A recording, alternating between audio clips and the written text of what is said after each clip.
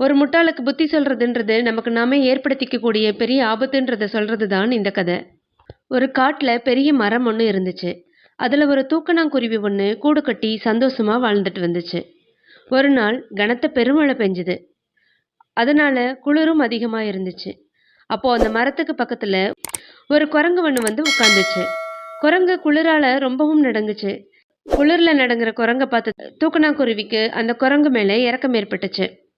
தூக்கணாங்குருவி உடனே அந்த குரங்கு கிட்ட போய், உனக்கு கைகால் நல்லா இருந்தும் நீ இப்படி மழை குளிர் வெயில்னு கஷ்டப்பட்டுட்டு இருக்கியே, நீ ஏன் உனக்குன்னு ஒரு வீடு கட்டிக்க கூடாது அப்படின்னு பரிவோட கேட்டுச்சு. ஆனா இதை கேட்ட குரங்குக்கு ரொம்ப கோபம் வந்துடுச்சு.